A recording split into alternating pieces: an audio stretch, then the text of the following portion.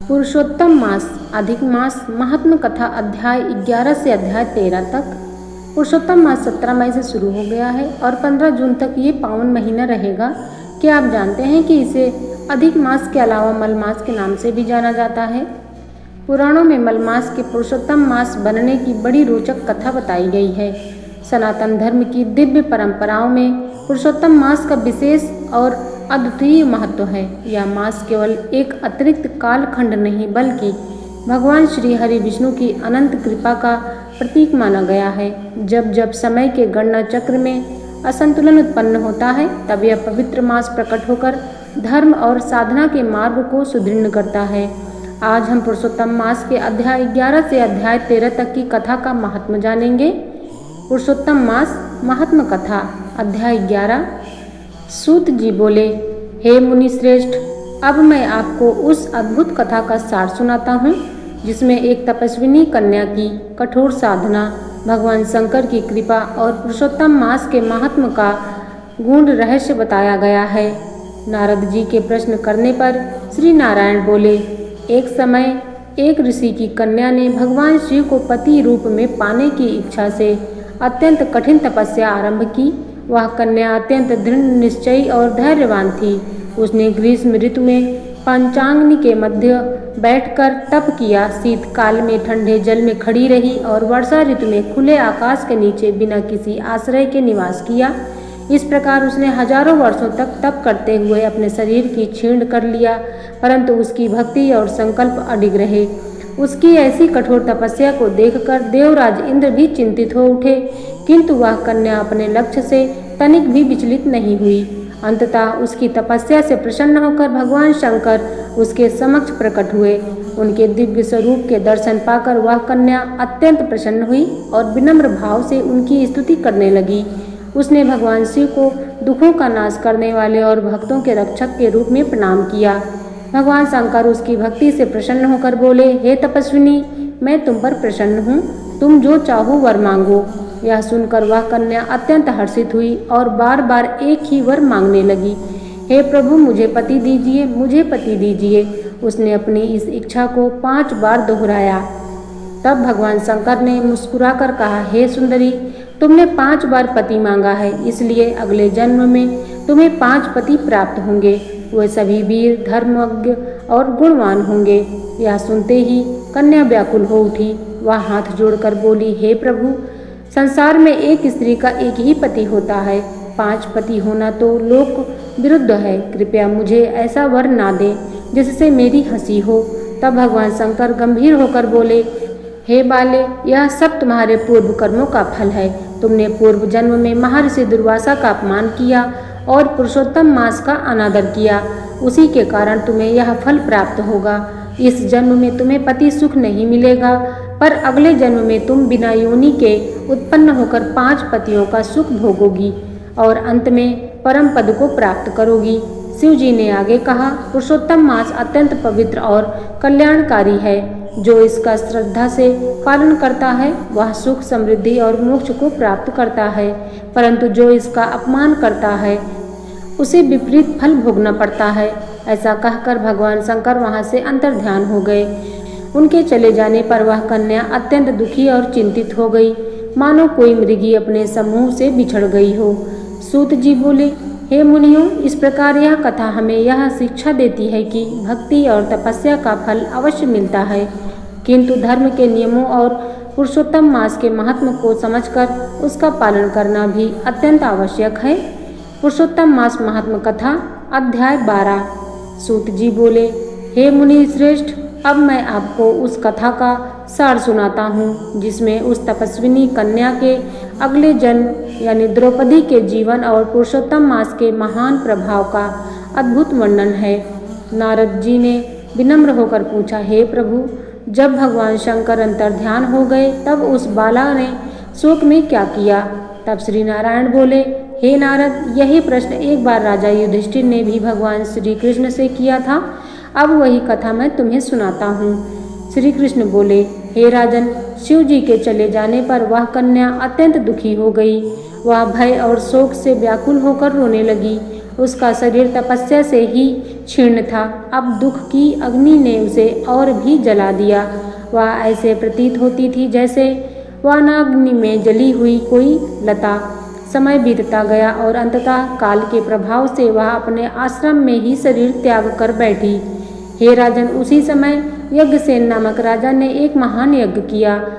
उस यज्ञ कुंड से एक दिव्य तेजस्विनी कन्या उत्पन्न हुई। वही कन्या आगे चलकर राजा द्रुपद की पुत्री द्रौपदी के नाम से प्रसिद्ध हुई। पूर्व जन्म की वही तपस्विनी कन्या अब द्रौपदी के रूप में जन्मी थी।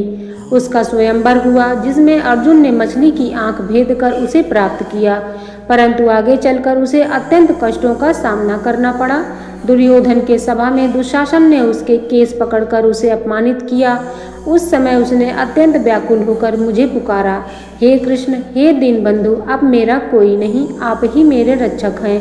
प्रथम पुकार में मैंने उसकी ओर ध्यान नहीं दिया, क्योंकि उसने पूर्व में पुरुषोत्तम मास का अनादर किया था, परंतु जब उसने पूर्ण समर्पण भाव से पुनः मुझे पुकारा, तब मैं तुरंत वहां पहुंचा और उसकी लाज की रक्षा की। श्री कृष्ण आगे बोले, हे राजन, द्रौपदी मेरी अत्यंत प्रिय भक्त थी, परंतु पुरुषोत्तम मास का अपमान करने के कारण उसे कष्ट सहना पड़ा। जो पुरुषोत्तम मास का तिरस्कार करता है उसका पतन निश्चित है, और जो भक्तों को पीड़ा देता है वह मेरा सबसे बड़ा शत्रु होता है। पुरुषोत्तम मास में गरीब दीन दुखियों की सहायता करना, जल, धन और वस्त्र का दान करना बेहद ही शुभ माना गया है। यह उपाय पूर्व जन्म में किए गए पापों के फलों से भी छुटकारा दिलाता है और पुण्य फल की प्राप्ति होती है। इसके बाद श्री कृष्ण पांडवों को आश्वासन दिया कि वह उनके शत्रुओं का नाश करेंगे और उन्हें पुनः राज्य प्राप्त होगा। उन्होंने कहा, हे पांडवों, तुम पुरुषोत्तम मास का विधि पूर्वक व्रत और पूजन करो, इससे तुम्हारा कल्याण होगा। फिर श्री कृष्ण द्वारका जाने लगे। पांडव अत्यंत भावुक होकर बोले, हे प्रभु, आप ही हमारे जीवन हैं, हमें कभी मत भूलिएगा। श्री कृष्ण प्रेम पूर्वक उन्हें समझाकर द्वारका लौट गए। उनके जाने के बाद पांडवों ने तीर्थों में भ्रमण किया और पुरुषोत्तम मास आने पर विधि पूर्वक व्रत किया। 14 वर्षों के पश्चात श्री कृष्ण की कृपा से उन्होंने अपना राज्य पुनः प्राप्त किया। सूत जी अंत में कहते हैं, हे मुनियों, पुरुषोत्तम मास का महात्मा इतना महान है कि उसे पूर्ण रूप से कोई नहीं जान सकता। स्वयं भगवान ही इसके संपूर्ण प्रभाव को जानते हैं। जो मनुष्य श्रद्धा और नियम पूर्वक इस मास का पालन करता है, वही वास्तव में धन्य और पूजनीय होता है। पुरुषोत्तम मास महात्म कथा अध्याय 13। सूत जी बोले, हे मुनि श्रेष्ठों, अब मैं आपको उस पवित्र कथा का सार सुनाता हूँ, जिसमें धर्मात्मा राजा धृणधनुआ के जीवन, उनके वैभव और अंतर्मन में उठे वैराग्य के भाव का अद्भुत वर्णन है। ऋषियों ने विनम्र होकर कहा, हे सूत जी, पुरुषोत्तम मास के प्रभाव से राजा धृणधनुआ ने कैसे राज्य, परिवार और अंत में भगवान का परम धाम प्राप्त किया, कृपा करके इस कथा को विस्तार से कहिए। तब सूत जी बोले, हे विप्रो, यह कथा स्वयं भगवान नारायण ने नारद जी से कही थी, वही अब मैं आप सभी को सुनाता हूँ। श्री नारायण बोले, हे नारद, हयग देश में चित्रधर्मा नाम का एक धर्मात्मा और प्रतापी राजा था। उसका पुत्र धृणधनुआ अत्यंत तेजस्वी, सत्यवादी, धर्मपरायण और गुणों से युक्त था। वह बाल्यावस्था से ही अत्यंत बुद्धिमान था और गुरु से वेद शास्त्रों का अध्ययन कर उनकी आज्ञा लेकर अपने पिता के पास लौट आया। उसे देखकर राजा चित्रधर्मा अत्यंत प्रसन्न हुए। समय आने पर राजा चित्रधर्मा ने वैराग्य धारण किया और राज्य का भार धृणधनुआ को सौंपकर स्वयं वन में तप करने चले गए। वहां भगवान श्री कृष्ण का स्मरण करते हुए उन्होंने तप किया और अंततः परम धाम को प्राप्त हुए। पिता के वियोग से राजा धृणधनुआ को शोक हुआ, परंतु उन्होंने धर्म के अनुसार सभी संस्कार पूर्ण किए और फिर राज्य संचालन में लग गए। वह अत्यंत न्यायप्रिय, पराक्रमी और गुणवान राजा थे। उनकी पत्नी गुण सुंदरी, अत्यंत रूपवती और पतिव्रता थी, जिसने उन्हें 4 वीर पुत्र और एक कन्या प्राप्त हुई। राजा धृणधनुआ के राज्य में सुख समृद्धि थी। वे विद्या, शौर्य और नीति में निपुण थे तथा अपने शत्रुओं का नाश करने वाले थे। परंतु एक दिन उनके मन में एक गहरी चिंता उत्पन्न हुई। एक रात्रि उन्होंने सोचा, मैंने ना तो कोई विशेष तप किया, न दान दिया, न यज्ञ किया, फिर भी मुझे इतना वैभव कैसे प्राप्त हुआ? इसका कारण क्या है? इस प्रश्न ने उनके मन को व्याकुल कर दिया। अगले दिन वे वन में शिकार के लिए गए। वहाँ एक मृग का पीछा करते करते हुए गहन वन में पहुँच गए। प्यास से व्याकुल होकर उन्होंने एक सरोवर से जल पिया और विशाल वट वृक्ष के नीचे विश्राम करने लगे। उसी समय वहाँ एक अद्भुत तोता सुख पक्षी आया, जो मनुष्य की वाणी में एक गुण श्लोक बार बार बोलने लगा। हे मनुष्य, इस संसार के क्षणभंगुर सुखों में फंसकर तू आत्म तत्व का चिंतन नहीं करता तो इस संसार सागर से पार कैसे होगा? उस श्लोक को सुनकर राजा चकित और मोहित हो गए। वह सोचने लगे, क्या यह कोई दिव्य पुरुष है? क्या यह स्वयं सुखदेव जी हैं जो मेरा उद्धार करने आए हैं? इतने में उनकी सेना वहां पहुंच गई और वह सुख पक्षी अंतर्ध्यान हो गया। उस राजा गुण वचन को मन में धारण कर अपने नगर लौट आए। अब उनका मन संसार से हटने लगा। वे मौन रहने लगे, भोजन त्याग दिया और किसी से बात नहीं करते थे। उनकी यह अवस्था देखकर रानी गुण सुंदरी अत्यंत चिंतित हुई। उसने विनम्रता से पूछा, हे स्वामी, आपको क्या चिंता है? आप मौन क्यों हैं? कृपया अपने मन की बात कहिए। परंतु राजा उस सुख के वचनों में इतने डूबे हुए थे कि उन्होंने कोई उत्तर नहीं दिया। रानी भी उनके दुख का कारण न जान सकी और अत्यंत व्याकुल रहने लगी। इस प्रकार राजा दृढ़धन्वा गहन चिंता और वैराग्य में डूबे रहे और उनके जीवन में अब एक नया मोड़ आने वाला था। इसके आगे की कथा अगले अध्याय में जरूर सुने।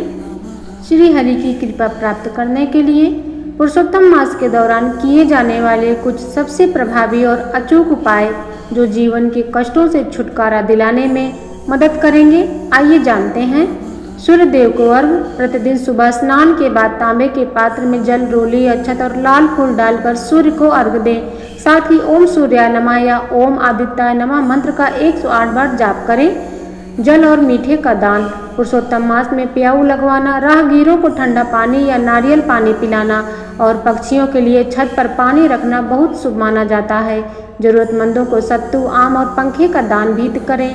मिट्टी का घड़ा। घर की उत्तर पूर्व दिशा ईशान कोण में पानी से भरा मिट्टी का घड़ा या सुराही रखने से घर की नकारात्मक ऊर्जा दूर होती है और आर्थिक स्थिति मजबूत होती है। धन्यवाद।